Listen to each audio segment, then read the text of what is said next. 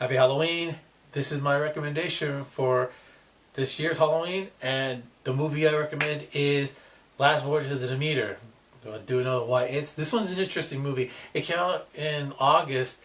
Not a lot of people watch it. It bombed at the box office, unfortunately, and I think probably for a couple of reasons. One, it came around at the same time that Barbie was still going strong, and it kind of got swallowed up, kind of like TMNT Mutant Mayhem, The Meg, and Haunted Mansion also got swallowed up by the Barbie craze.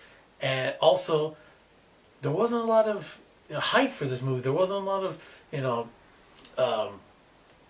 promotion for this movie. I barely saw any commercial. I saw one that was on YouTube. It was one of those like skip ad kind of commercials you see before I was watching. I think I was watching an NRB No Rolls Barred video. I forget what the video was, but like right before it, had this trailer, and I had no idea what it was, and I didn't immediately press the skip button, so I actually saw the trailer and it looked interesting, so I watched it, and I tried to get some people to watch with me. Nobody wanted to because they really weren't interested in it, and also a couple people in that told me that they thought it might be what I like to call jump scare fest.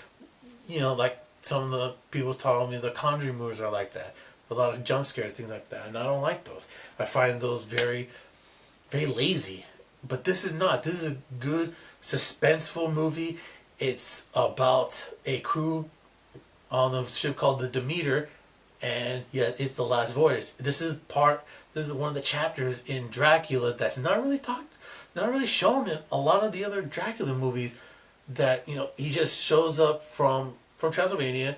They show he's getting on the Demeter, and then he's in London, and then the two meters just basically forgotten about, except for I think Renfield was involved in one in the 1931, or I think it was 1930, 1931 Dracula movie with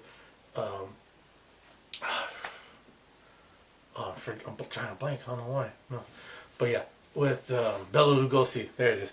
Yeah, Bela Lugosi. But other than that, I think Francis Ford Coppola's Dracula in the 90s, that one didn't really talk about the Demeter either. So this is a story that's not really talked about in the movies, and it's done very well. You meet the crew, you find out who they are. It's kind of like people talk. I've heard one person say it's like aliens on a ship, which it does seem that way because you get to know the crew, you know who they are, and they have their distinct personalities. They have their role that they play. They show how the ship works. Even like the little signals and the little knocks that they do is like, hey, come here, or things like that. And it's kind of cool to see that setup done.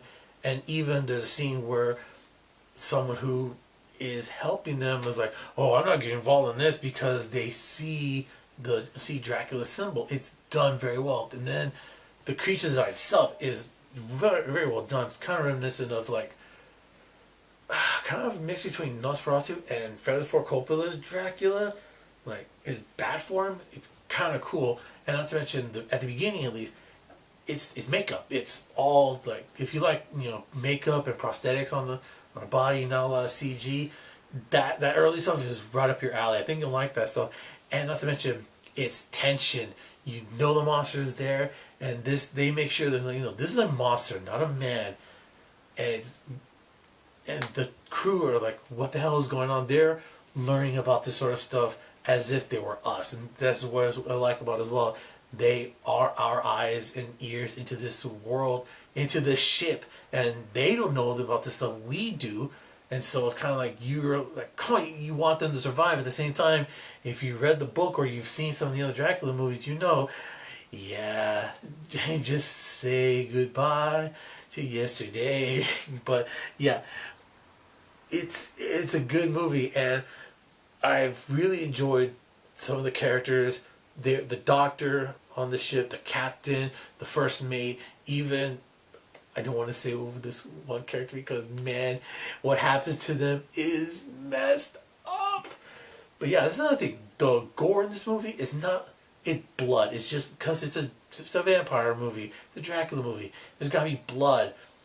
there's gotta be some bloodletting, and there is blood, but it's not like, oh, tear their intestines out. No, you don't need that, and it doesn't do that, which is good. I like that sort of stuff.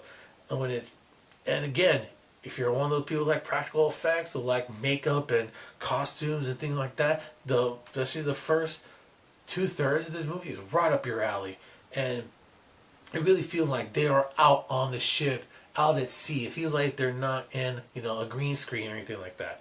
And so it's done very well. The budget is done very, very efficiently. Not to mention the ship itself. It feels like an environment where, okay, it's big enough where a monster could hide, but you are still stuck on this boat. You can't get off.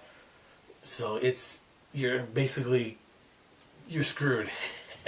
And it's done very well. And not to mention, the ending is something I've seen people not really like, and I can almost see it because there's some stuff, especially if if you don't like CG, the CG stuff comes later in the movie, but some of it is okay, some of it's so-so, some of it's good, and some of it is mixed with practical effects, so it's kind of a mixed bag on that sort of stuff. Action's still good, but I think some people are like, well, this has been like a horror movie, now it's becoming an action movie in a sense, so it's kind of, that ending doesn't gel with the beginning. I don't think so. I think this is more of a survival situation where it's done. Okay, we gotta kill this thing, or it's gonna kill all of us. And I like that. That was well done. And also, I've heard a couple of people say, well, it stays so good to the source material towards the beginning and even the middle, but then it diverts towards the end. How come it doesn't stick to the book? To that I say, every single Dracula movie has diverted from the source material in some ways. Quite a few ways, actually.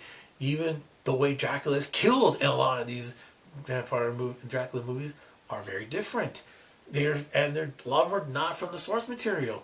Yeah, Cinemassacre, James Rolfe had a great video that talked about the different Dracula movies and how they differ from the book. But I'm not going to get into that. But I did like the ending. Unfortunately, man, because the movie bombed, I feel we're not going to get any more movies like this. And it's unfortunate because the classic monsters aren't really represented that much anymore. And now it's, Conjuring movies and, things like that. Or, thankfully, we don't get any more of those Paranormal Activity movies, because I was never going to watch those. They seem boring as hell to me. But yeah, it's unfortunate like those classic monsters aren't really getting the recognition and the support that I think they deserve. It's unfortunate. But what'd you think? Have you seen Last Voyage of Demeter? What's your go-to vampire movie? What's your go-to vampire movie? So happy Halloween, and I'm gonna try and get another video out tomorrow for Dia de los Muertos. I'm still working on which list I want to do for that, and so I have an option between one or two, and I'll decide that tomorrow. So until then, take care.